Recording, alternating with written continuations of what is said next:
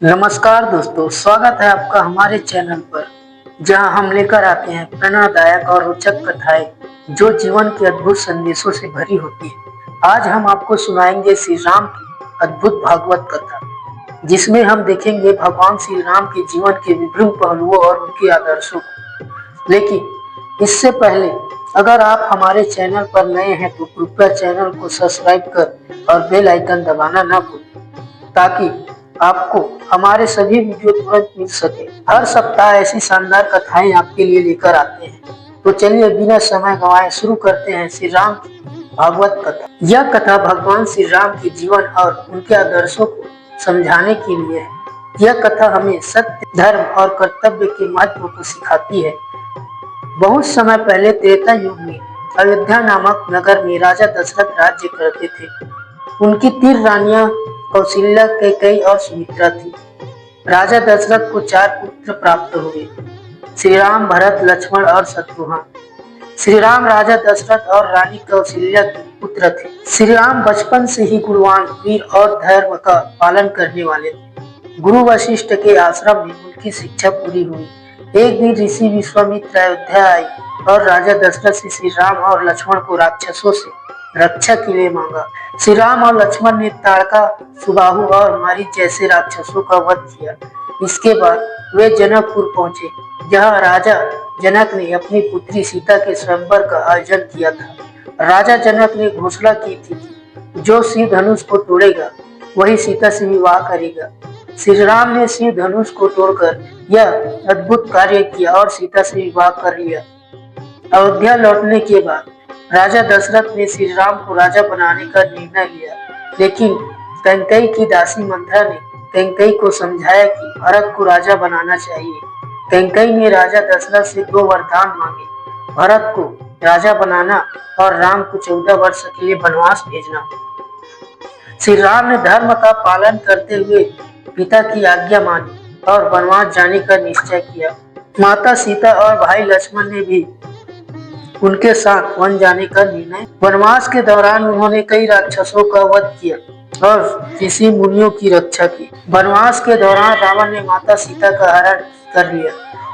श्री राम ने अपने भक्त हनुमान और वानर राज सुग्रीव की मदद से सीता को खोजने का कार्य शुरू किया। उन्होंने समुद्र पर पुल बनाया और लंका पर चढ़ाई की। रावण के साथ घोर युद्ध हुआ। अंत में श्री राम ने रावण का वध कर माता सीता को मुक्त कराया। 14 वर्षों के वनवास के बाद श्री राम, सीता और लक्ष्मण अयोध्या लौटे। उनका राज्याभिषेक हुआ, जिसे राम राज्य कहा गया। यह काल, धर्म और न्याय का प्रतीक बन गया। श्री राम की कथा में आगे के प्रसंग भी जीवन के विभिन्न पहलुओं को समझने में सहायता करते हैं।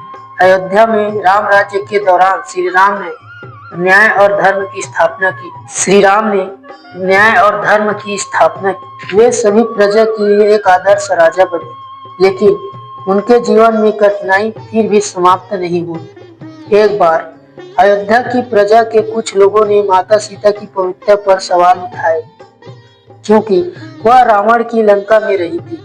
श्री राम को धर्म और न्याय के प्रति निष्ठा के कारण यह निर्णय लेना पड़ा कि माता सीता को वन में त्याग दिया जाए। यह निर्णय उनके लिए व्यक्तिगत रूप से बहुत कठिन था, लेकिन यह दिखाता है कि राजा को अपने निजी सुख दुख से ऊपर उठकर प्रजा के कल्याण के लिए निर्णय लेना चाहिए।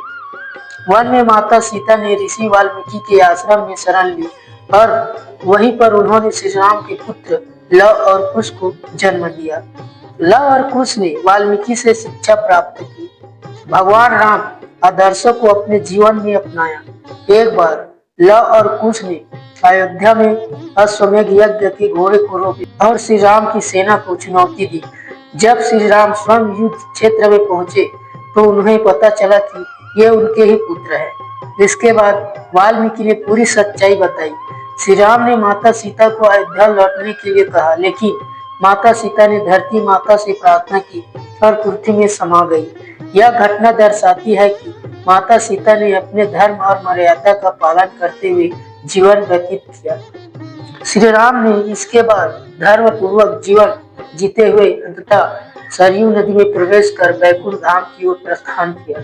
इस तरह श्री राम का अवतार उनके जीवन के उद्देश्य को पूरा करते हुए समाप्त हुआ।